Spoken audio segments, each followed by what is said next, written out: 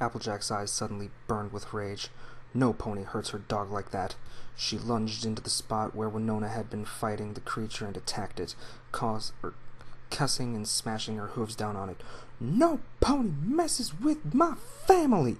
she roared as she gave the killing blow, then caused the critter's skull to cave in. That's violent. Big Macintosh flipped the switch and the lights flittered on, revealing the entire scene.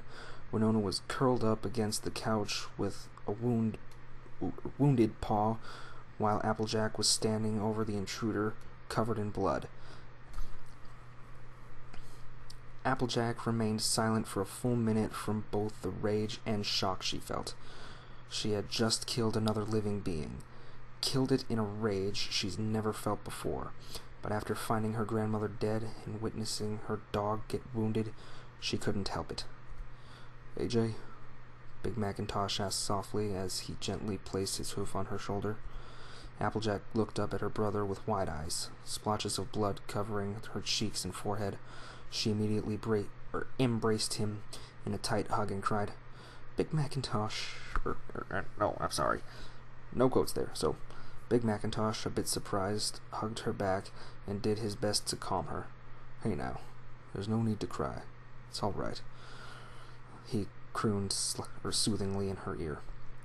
Apple Bloom comforted Winona as she wrapped a bandage around her wounded paw. "You were a good doggy, Winona," she cooed. "You're a good doggy." Apple Bloom then giggled when Winona licked her face. Applejack pulled away from her big brother, and the both of them looked down at the dead intruder. "What in Tartarus's name is this damn thing?" Big Macintosh asked as he nudged the creature. "I've never seen the likes of it before." "But I have," Applejack whispered. Still in a state of shock, the creature she had just killed was none other than a mere changeling, now lying on the living room floor with a large hole in its skull and a horrified expression forever plastered on its face. "But that's impossible. My friends and I got rid of them 2 years ago in Canterlot during Shining Armor and Princess Cadence's wedding." They suddenly heard a loud scream coming from their barn outside, and the trio exchanged horrified expressions. "Strongheart!" they cried in unison before they frantically ran out of the house and galloped over to the barn. Big Macintosh tackled the doors open, and the trio were greeted with Strongheart fighting off a group of changelings. "Help!" she cried after she roughly bucked one off and used her back legs to kick another away. "Hey, you leave her alone, you bullies!" Apple Bloom screeched before charging head-on into the group. "Apple Bloom!" Applejack yelled before charging in as well. Big Macintosh didn't take long to follow suit. ... Sweetie Belle screamed just as Spike slammed a book at another changeling that was approaching them. Trixie stood protectively in front of the filly and casted one of her spells at the approaching changeling, either blowing them back or teleporting them outside, only for them to come crawling back in. Outside, they heard the swarm of changelings attacking Ponyville.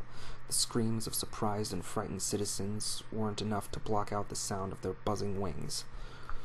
I'm sorry.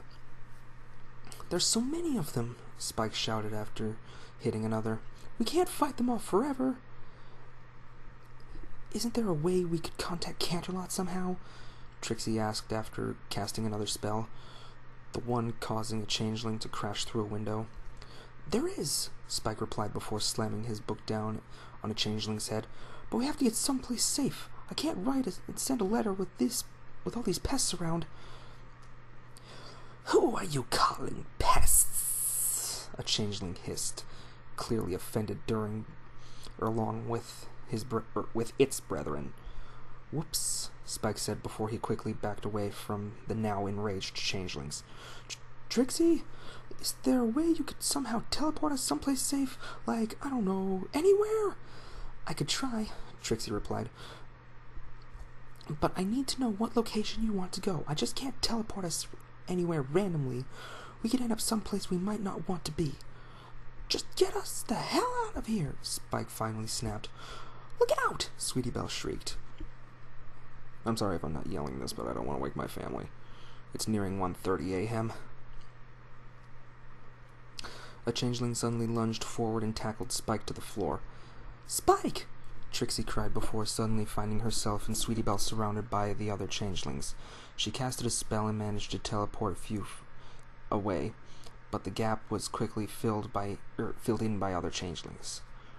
"Go!" Spike roared as he struggled to hold off the changeling attempting to rip his face off. "I'll catch up. Just go someplace safe." "I know a place where we can go," Sweetie Belle gasped. She then tugged on Trixie's hoof and gestured to an open doorway. "This way." Trixie nodded and casted one last spell at the approaching changelings before following the filly up the steps. Like a pack of hungry wolves, the changelings followed suit, a few of them licking their chops hungrily as strangely colored saliva hit the floorboards. Spike grunted and let out a mite of roar as he kicked the changeling off of him and dashed up the steps after the others. Sweetie Belle led Trixie down the upstairs hallway until they made a right turn and ended up at a dead end. From there, she removed a large square-shaped chunk of wall, revealing a secret passage way big enough to fit an adult pony. "Inside! Hurry!" Sweetie said. Trixie immediately dove right in, and Sweetie followed, placing the wall piece back in with her magic. "Just keep crawling down the tunnel until you find a ladder leading up," the young filly instructed. Trixie did as she was told, and soon enough she found a ladder heading up. After doing a quick test to make sure it was safe, she climbed upwards. In just a minute, she soon found herself in a fairly large space filled with old furniture and mannequins. Oh, not the mannequins. I know these mannequins are ponies, but still, mannequins are freaky. Covered in dusty white sheets. Sweetie Belle followed in and breathed a sigh of relief. "Rarity used to come here and hide from our parents whenever they got mad," she explained. "But it's been so long since she's last used it." "I didn't even know you had an attic," Trixie said as she examined the old pieces of furniture. There was a sudden loud noise beneath their hooves, and both mares froze. "Trixie! Sweetie!" Spike called from below the ladder. "Spike?" Sweetie Belle called and peeked down. "Is that really you?" "Why wouldn't I be?" the baby dragon asked. "Remember, changelings are known to take the shape of any creature they please to be," Trixie warned. "Ask it something only Spike would know." Sweetie Belle nodded. "Hey, Spike, what's Rarity's favorite color?" she called. "Rose red, of course," Spike replied. Frowning, of course, he'd know that Rarity's favorite color would be. When he heard Sweetie Belle giggle, "It's Spike," he said to Trixie. "Come on up." Spike climbed the ladder and fell to the floor in exhaustion. "Talk about a rude wake-up call," he huffed. The changelings had attacked them a few minutes ago. It all happened so fast for them. One minute it was all peaceful and quiet, then the next all hell broke loose. They were lucky enough to reach the safety of the attic without the changelings truly noticing. I better get to work on writing that SOS letter to Celestia," Spike added. Both Trixie and Sweetie Belle nodded in agreement. "I'm sorry I couldn't just teleport us to Canterlot," Trixie sighed. "I still haven't fully healed from using that long-distance teleportation spell. ...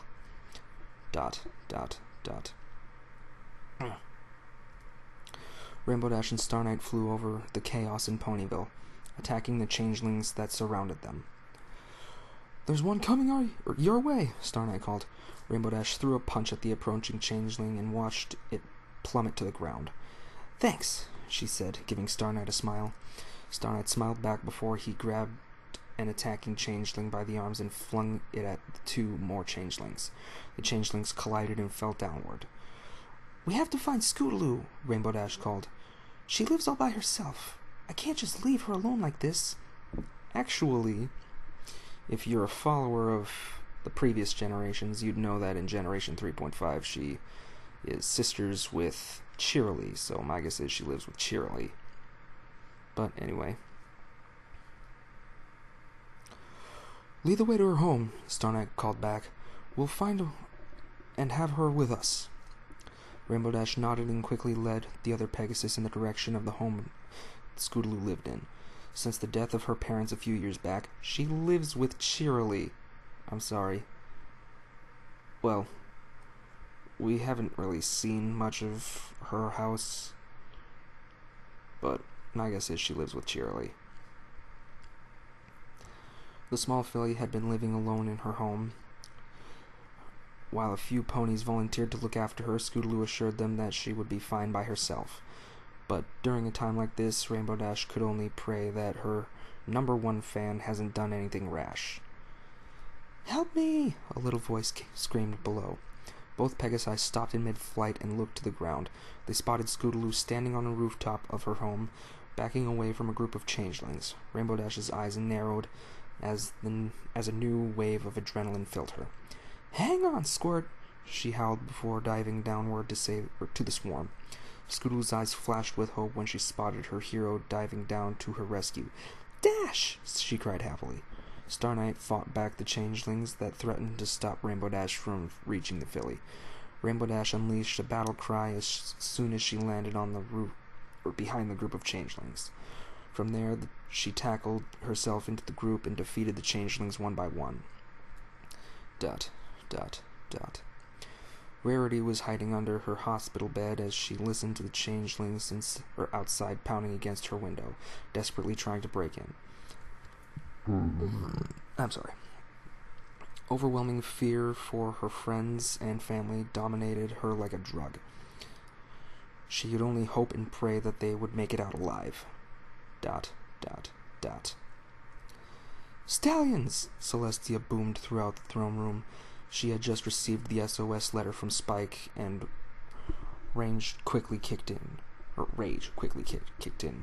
"Head to the armory. I've just received a letter from that Ponyville is under attack." "You heard the princess, Stallions!" the captain roared. "Saddle up!" The royal guards nodded and immediately ran out of the throne room. Using her magic, Celestia brought out her golden halberd, a weapon she hasn't used since her last encounter with Nightmare Moon. Actually, she hasn't used that. It was just fan-made, used for the fall of the Crystal Empire. But, anyway, and something she hoped she'd never have to use again. Luna was already in the armory, preparing for battle. She had Cadence watch over Amberleaf, just to quell her suspicions. Soon, the 1st and 2nd Squadron of Royal Guards took to the skies, their golden armor and weapons flashing underneath the moonlight as they made their way over to Ponyville. However, they failed to notice the large mass of black armored Pegasi coming from the mountains. Twilight Terror flew on with her soldiers alongside Blackfire, while Blackfire had his dearest halberd with him. Twilight's voice of weaponry was a curved amethyst-colored, or choice of weaponry was a curved amethyst-colored scythe. When raised to the sky, it looked like a purple crescent moon. Down below, just outside of Canterlot itself, Brayburn and his ground army of earth ponies waited patiently for the signal to strike. Outside of Canterlot Castle, Somber and his unicorns stayed hidden in the shadows.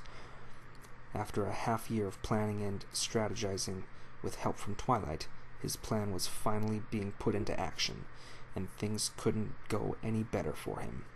While Celestia and her stallions were focusing on what was happening in Ponyville, they wouldn't suspect anything to happen in Canterlot. He had a hunch that one of the ponies there would send a letter for help eventually. Twilight found herself approaching Canterlot Castle closer and closer. She flashed a dark grin as adrenaline pumped through her veins. She soon heard the bells going off, alerting every pony in the castle of their approach. That was Brayburn and Somber's cue to strike. Somber and the unicorns stormed into Canterlot Castle, using their magic to protect themselves, while Twilight and Blackfire's army attacked from above. Brayburn and his ponies laid waste to Canterlot itself, killing or capturing any pony they saw fit. destroying homes and businesses with little to no mercy in mind. ... During the chaos, Celestia's garden remained untouched. Ooh. So, chaos in Celestia's garden. We can see where this is going. The stone statues that decorated the place could only watch as everything went to hell in a matter of minutes. Amongst the statues was a unique-looking one. Of course. A creature made up of many animal parts soon found himself on the verge of breaking free from his stone prison once more. ... Celestia looked out the window in sheer horror when she saw that Canterlot was up in smoke. She didn't expect this sort of thing to happen. Not like this. My, still weak and helpless like always. A rich, chilling voice purred from behind her. Celestia shuddered when she heard him laugh next and slowly closed her eyes tightly. Using her magic to hold onto her weapon tightly, she slowly turned around to come face to face with a unicorn she dreaded to see. Memories of Twilight's funeral and the vow she made to put Somber to justice came rushing back, and she snapped her eyes open. Sure enough, standing a few feet from her with his crimson scythe raised high and proud, was the infamous unicorn himself. "Hello, princess," he cooed. Celestia's eyes narrowed hatefully. "Sombra," she hissed. End of chapter 5. Cliffy. Sort of. Lucifira replied, "You'll just have to wait and see in the next chapter." Miss Moonshoes Potter replied, "She's not going crazy, that's for sure." Wildheart 1997 replied, "XD lol." Zelfra 12345 replied, "She's not going crazy." Yes, I had to say it like that. Anyway, Princess Midnight Moon replied, "Hee hee hee," and Northglis 2002 replied, "Thanks, I hope you liked this chapter and the next." But the next will have to wait until next time. So, until then, Fluttershy. You got some speaking parts in this. What did you think?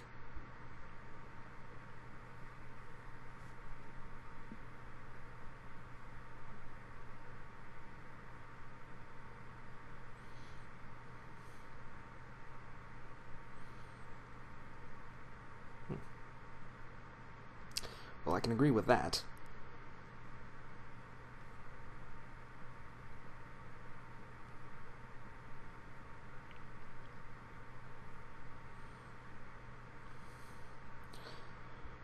Well, I know that's what's not in the show, but...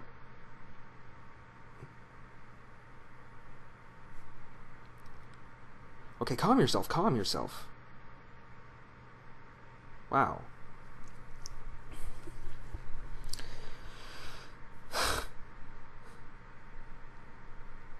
I never thought she'd raise her voice at me. Anyway, that's another 5 chapters wrapped up. So about another 2 more videos left on this project. So with that, I bid you all adieu. So,